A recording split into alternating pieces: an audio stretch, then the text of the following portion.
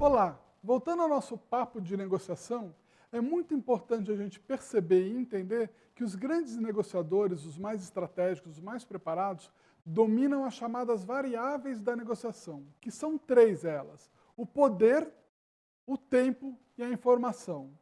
Eu vou agora para a lousa mágica, que eu vou compartilhar com vocês detalhes dessas variáveis e em conjunto a gente vai descobrir estrategicamente o que controlar, o que saber, o que fazer para a gente se tornar um negociador extremamente capacitado e buscar alta performance nos resultados do que a gente negocia. Vem comigo!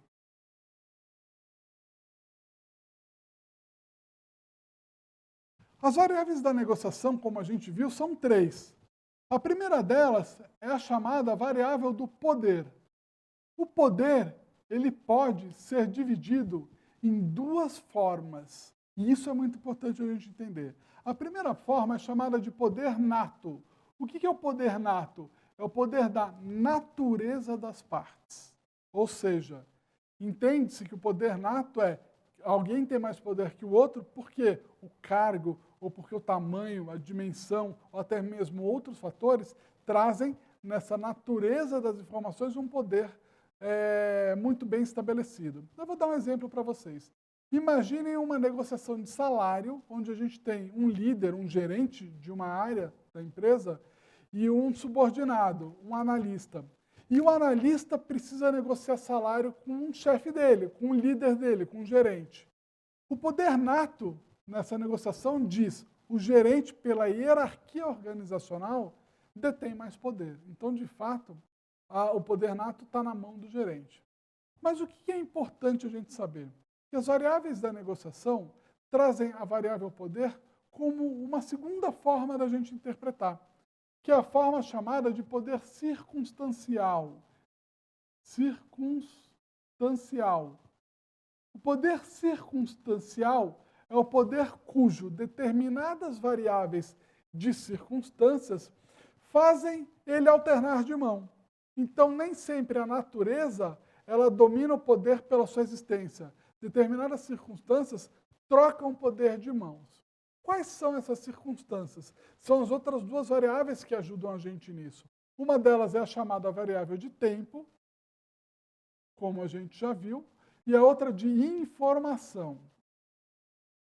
Então, voltando ao nosso exemplo sobre a negociação de salário, imagina nesse momento que este analista ele detém informações importantíssimas sobre um projeto novo que tem que ser implantado na organização que ele trabalha a curto prazo de tempo. Então, ele tem informações importantíssimas sobre o projeto novo a curto espaço de tempo e aí, nesse momento, ele resolveu ir negociar o salário.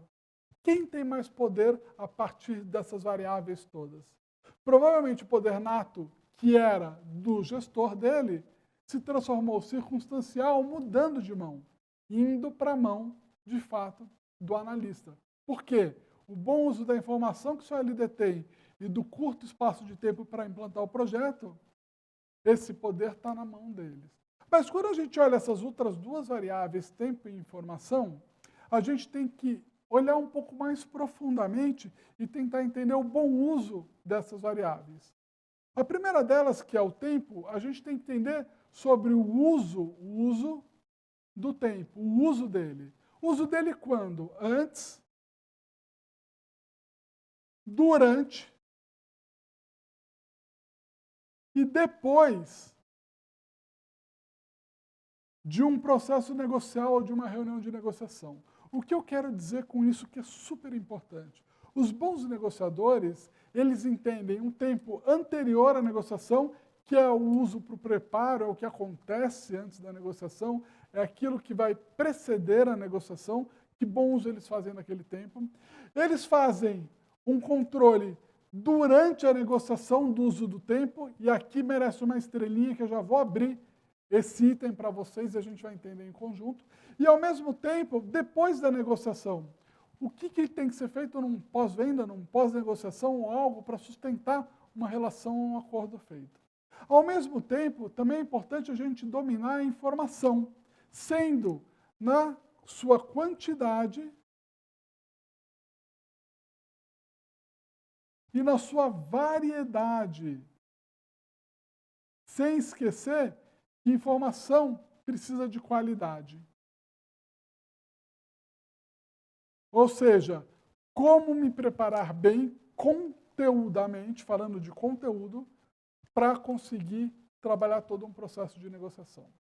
Isso aqui tem um valor tão importante que casa com essa outra estrela aqui que eu desenhei para vocês, que é o durante. Imaginem uma negociação sendo uma linha do tempo corrida. Então aqui a gente tem o início de uma reunião de negociação e aqui a gente tem o final desta reunião de negociação. A grande dúvida que paira sobre todos os negociadores que estão vendendo algo, apresentando algo, é qual o momento exato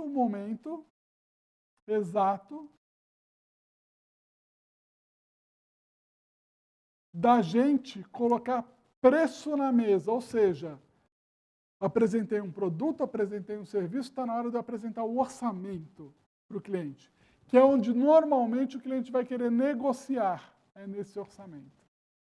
Qual é o tempo exato? É mais no começo, é mais no meio, é mais no final? O importante é a gente saber que não tem regra definida. Não é uma receita de bolo.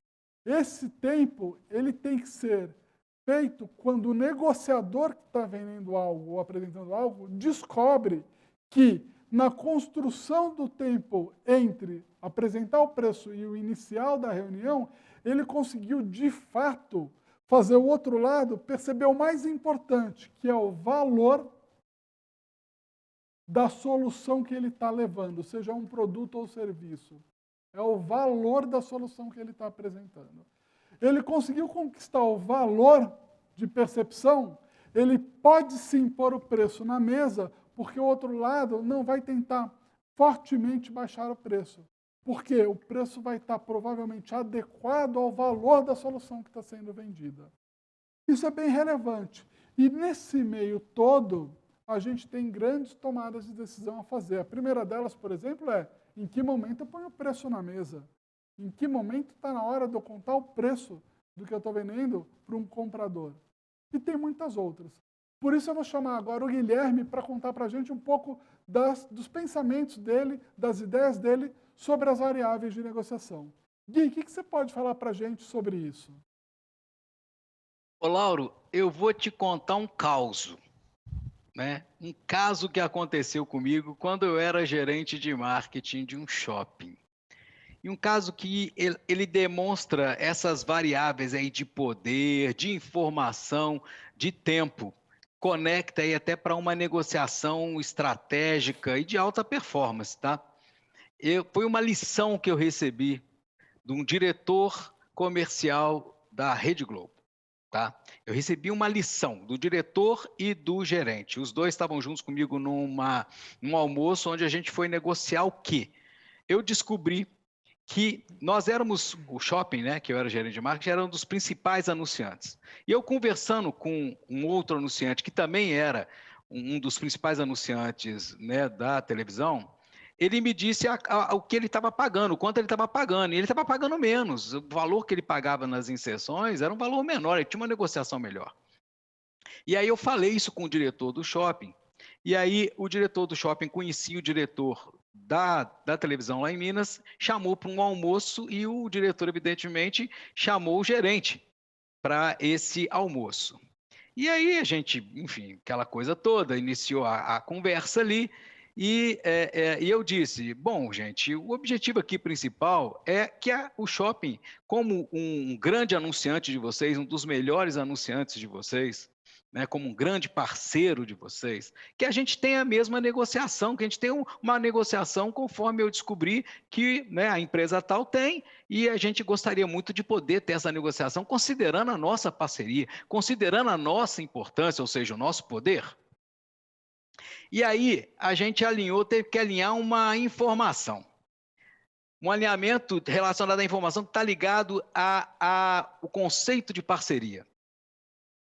E aí o gerente da Globo virou para mim e falou assim, Guilherme, a gente precisa alinhar aqui esse conceito de parceria.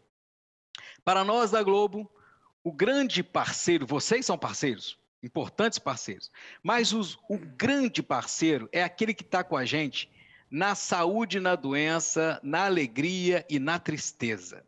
O que acontece é que vocês estão com a gente na saúde e na alegria. Ou seja, vocês anunciam com a gente nas épocas de maior demanda. Anunciam no Dia das Mães, anunciam no Dia dos Namorados, Dia dos Pais e anunciam no Natal.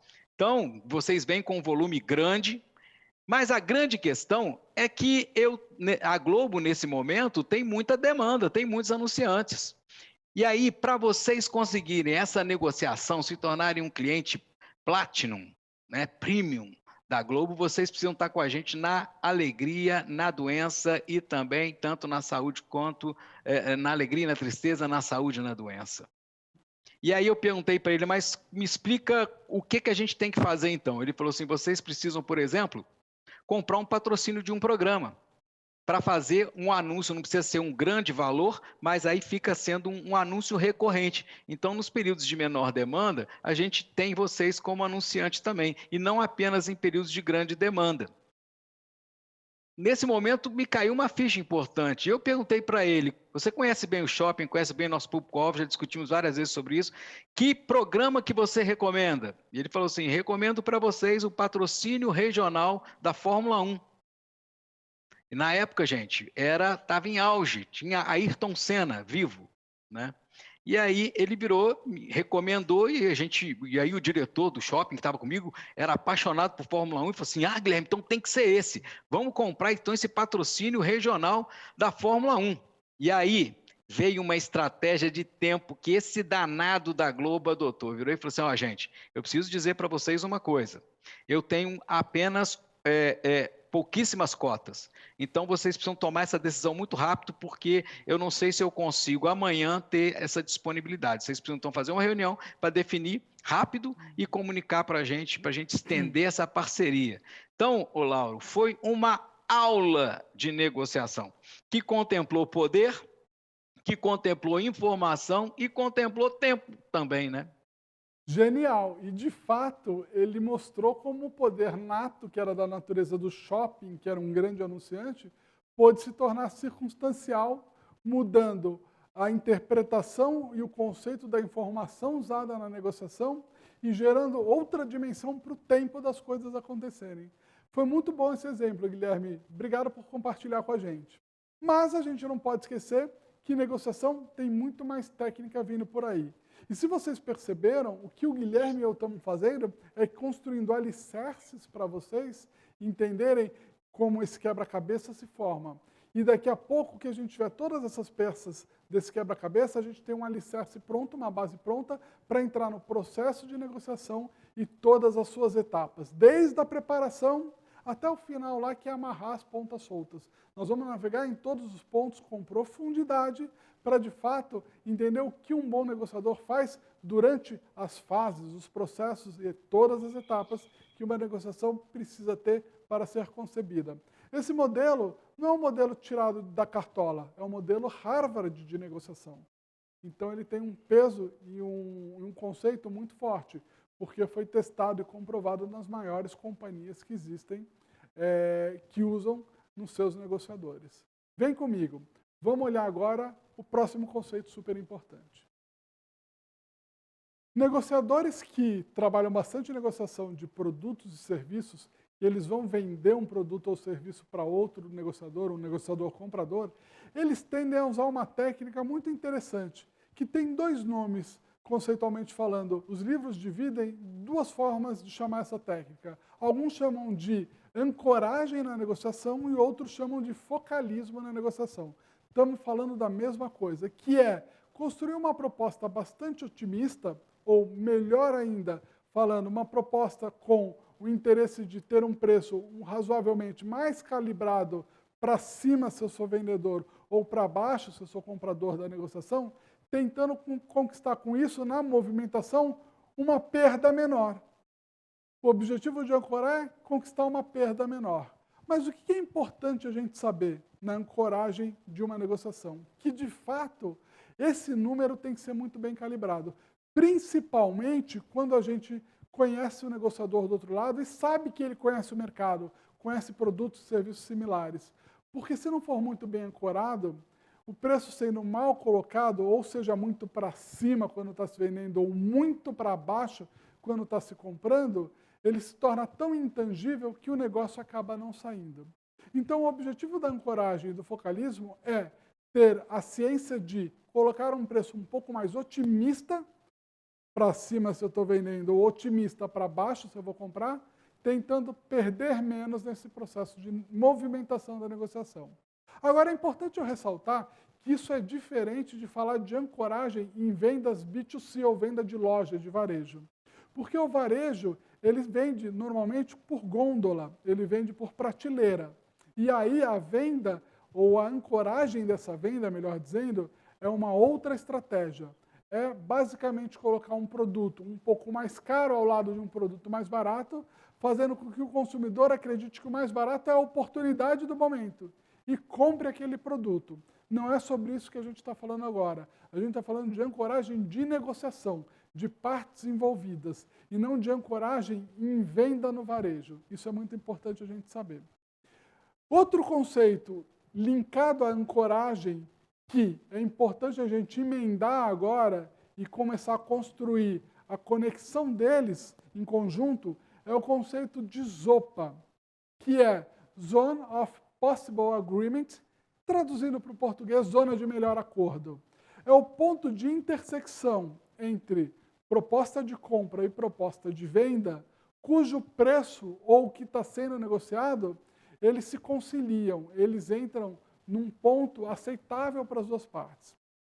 Olha comigo esse gráfico que interessante. De um lado, a gente tem o preço desejado pelo vendedor, que é um pouquinho mais alto. Do outro lado, a gente tem o preço desejado pelo comprador, do produto, serviço ou mercadoria que está sendo vendida. Se por acaso, nessas ancoragens que a gente está vendo, porque o preço desejado é o conceito de ancoragem, ele for bem calibrado, a negociação começa a se estabelecer. Abaixo o preço para cá, então me compensa em volume para lá, são as movimentações tradicionais de uma negociação. E aí o que a gente precisa entender? Que nessas movimentações, o tomar lá da cá, os preços têm que ter um ponto de encontro aceitável. Ou seja, se eu peço 10 e o outro pede 5, lá aquele 6, 6,5, 7, 7,5 é a zona de possível acordo, é a faixa aceitável. Se os preços forem muito discrepantes, o que acontece? Essa barra tende a estar muito para o lado de cá, a outra barra muito para o lado de lá, e aí elas não se cruzam, não tem a ZOPA, não tem um ponto de comum acordo, a faixa de preço aceitável. Além da ZOPA, é importante a gente saber que esse entendimento gráfico nos permite conceituar e aprender mais uma das técnicas que os bons negociadores têm nas suas estratégias, nos seus desenvolvimentos de negociação. Vamos lá. É a chamada BATNA na negociação. O que significa BATNA? É uma palavra em inglês, é uma analogia em inglês, significa Best Alternative to a Negotiated Agreement, que em português alguns autores transcreveram para MASA, melhor alternativa sem acordo. Antes de eu mostrar no gráfico, eu vou trazer para vocês de forma prática e lúdica o que isso significa. Significa que qualquer negociador tem que ter na manga um plano B e um plano C para negociar. Ou seja, ele não pode entrar numa reunião de negociação ou num processo de negociação sem ter alternativas, porque senão ele já entra como refém do outro negociador. E a tendência é, se o outro negociador percebe isso, ele acaba tirando vantagem e proveito e você acaba fazendo uma má negociação para si próprio, para a sua empresa que representa. Então a MASA tenha plano B e C na manga, tenha alternativas caso esse acordo chegue em parâmetros que para você visivelmente é um mau acordo, porque é melhor não fazer um acordo do que fazer um mau acordo. Pense nisso. Então a BATNA, ilustrada naquele gráfico que a gente já conhece, é nada mais, nada menos do que quando o pedido de compra por preço ultrapassa o limite do vendedor, ou o pedido de venda por comprador ultrapassa o limite. Ou seja, o vendedor quer ainda um preço mais caro do que o comprador pode pagar, ou o comprador ainda quer pagar mais barato do que o vendedor pode vender. Aí a estratégia da Batna faz total sentido. Não fazemos negócio e partimos para outro tipo de cliente, outro negociador, a fim de não fazer um mau negócio. Esses conceitos são muito importantes. Se a gente domina ancoragem, Zopa e Batna, a gente consegue estabelecer uma estratégia de negociação pautada em conhecimento e informação e vai preparado para a rodada de negociação. É muito ruim um negociador que não entende os seus limites de preços, valores ou condições e vai negociar isso, porque ele não sabe o que ele pode fazer, ele não entende e é capaz dele ou não fazer negócio ou fazer um mau negócio.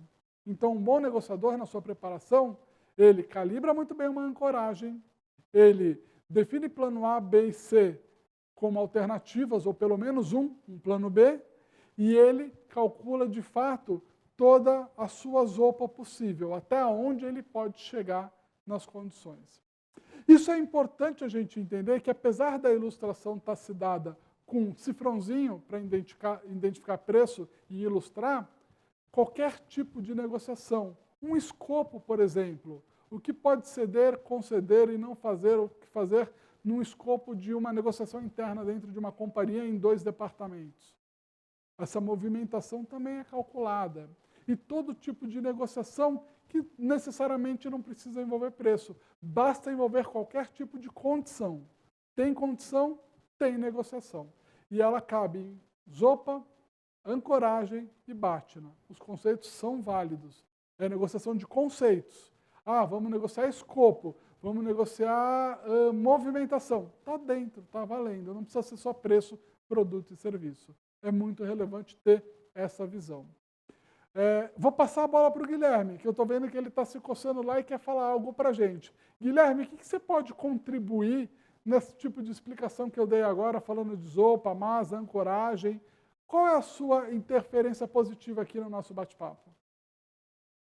Então, Lauro, eu vejo que é muito importante os negociadores, né, os negociadores para alta performance, eles precisam ampliar o olhar.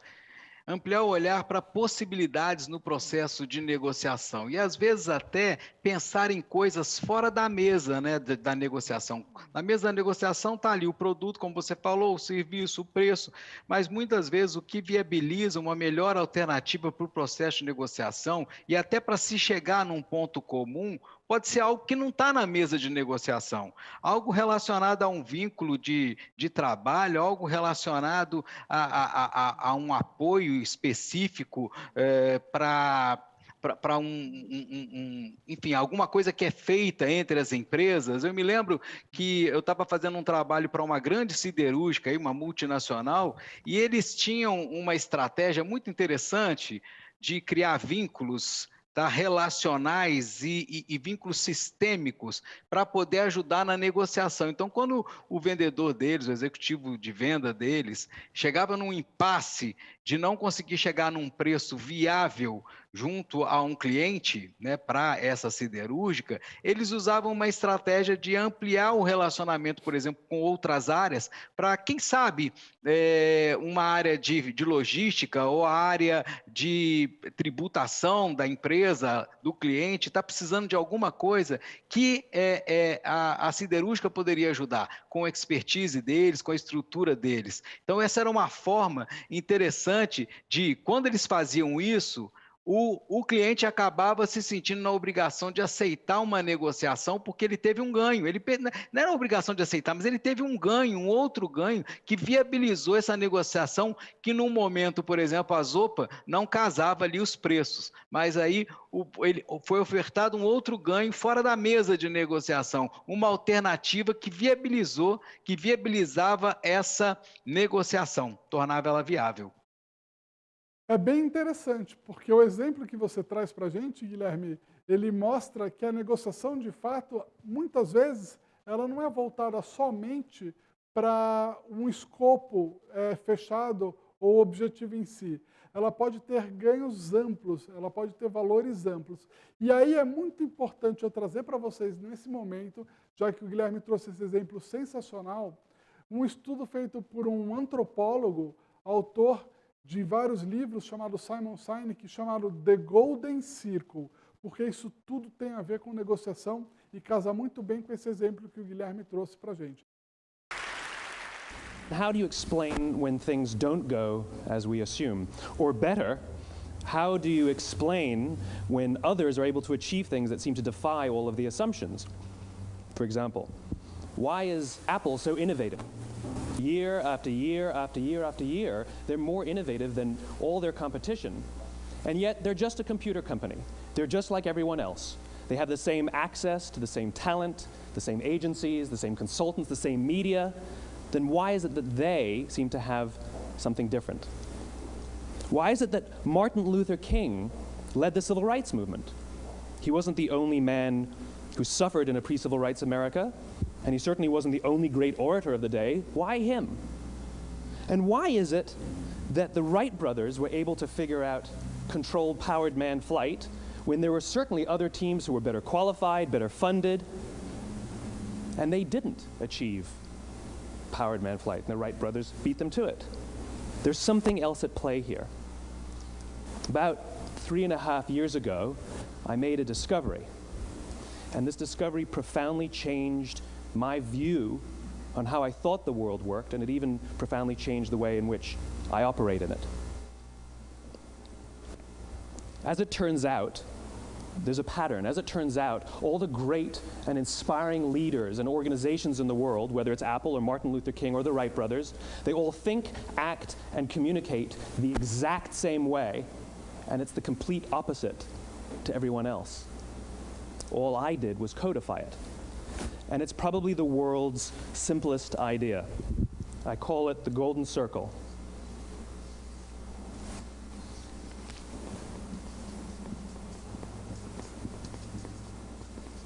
Why, how, what? This little idea explains why some organizations and some leaders are able to inspire where others aren't. Let me define the terms really quickly. Every single person, every single organization on the planet knows what they do 100%. Some know how they do it, whether you call it your differentiating value proposition or your proprietary process or your USP. But very, very few people or organizations know why they do what they do. And by why, I don't mean to make a profit. That's a result. It's always a result. By why, I mean what's your purpose? What's your cause? What's your belief? Why does your organization exist? Why do you get out of bed in the morning? And why should anyone care? Well, as a result, the way we think, the way we act, the way we communicate is from the outside in. It's obvious. We go from the clearest thing to the fuzziest thing. But the inspired leaders and the inspired organizations, regardless of their size, regardless of their industry, all think, act, and communicate from the inside out. Let me give you an example. I use Apple because they're easy to understand and everybody gets it. If Apple were like everyone else, a marketing message from them might sound like this. We make great computers. They're beautifully designed, simple to use, and user-friendly. Want to buy one? Meh.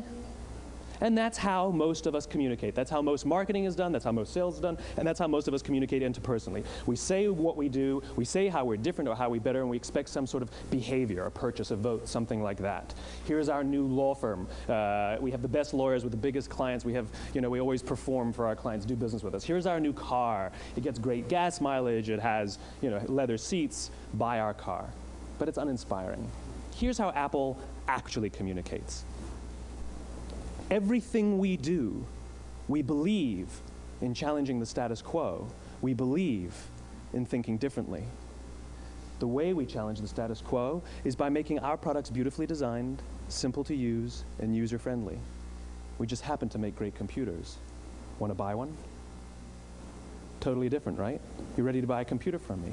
All I did was reverse the order of the information. What it proves to us is that people don't buy what you do, people buy why you do it. People don't buy what you do, they buy why you do it. This explains why every single person in this room is perfectly comfortable buying a computer from Apple.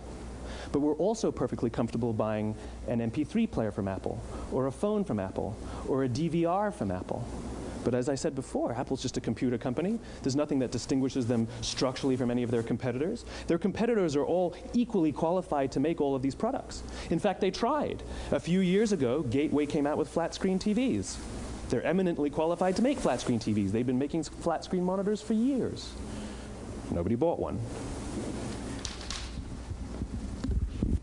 And Dell came out with MP3 players and PDAs.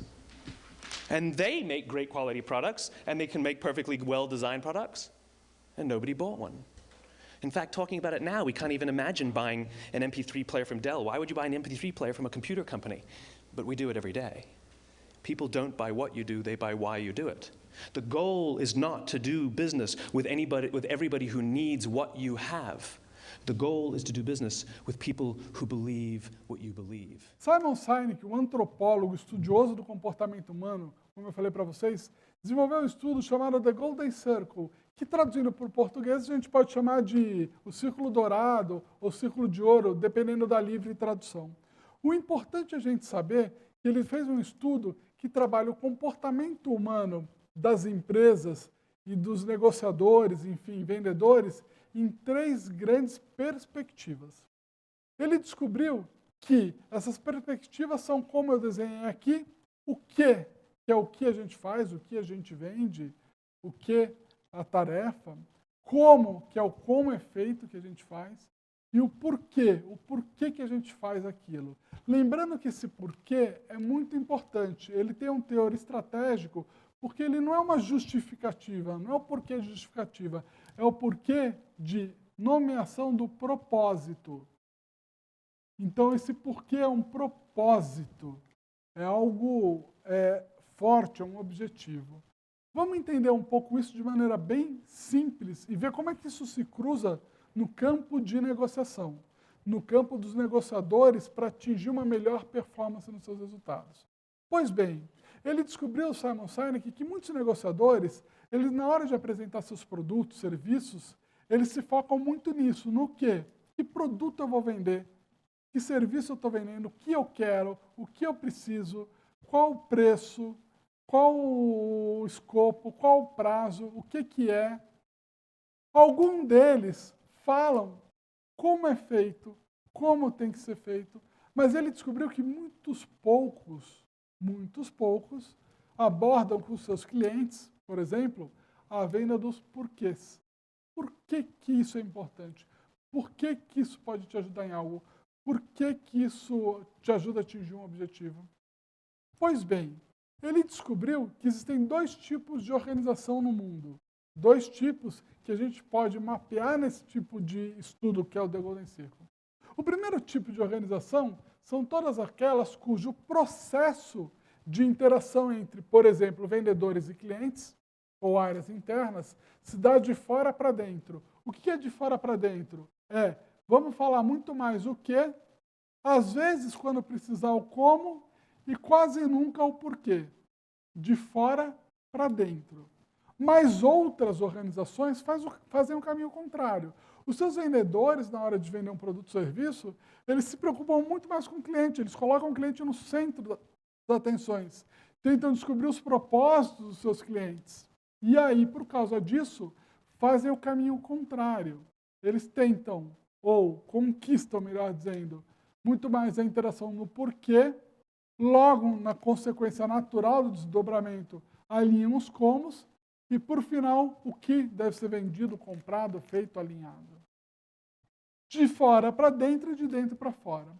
O fato é que isso se cruza em negociação se a gente perceber que a ótica desse estudo demonstrou que todas as companhias, sem nenhum tipo de variação, absolutamente todas, cujo o comportamento dos seus negociadores ou vendedores se dá de fora para dentro, elas atingem um resultado chamado de resultado tradicional de vendas.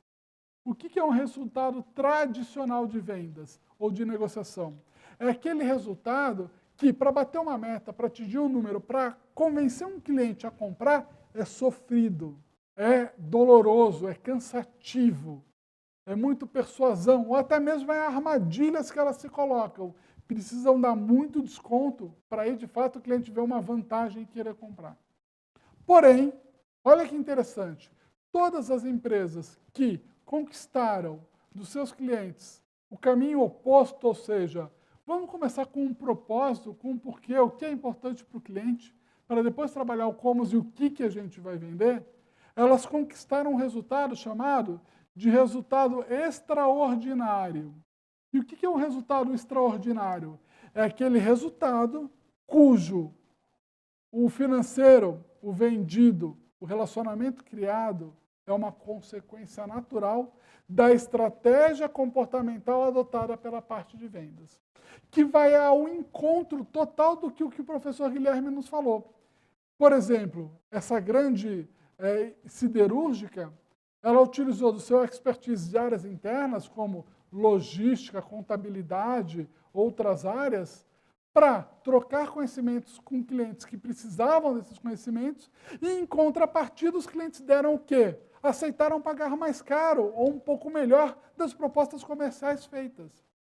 É a negociação ampliada, é o escopo da negociação mais ampla no processo de verdadeira geração de valor para clientes ou outros negociadores. É olhar os propósitos de quem está do outro lado da mesa e tentar juntar interesses. Perceber como que, de fato, a gente pode construir uma negociação para, no final, entender o que pode ser vendido. Tudo parte dos interesses das partes, que são desenhadas a partir do propósito de cada parte envolvida na negociação.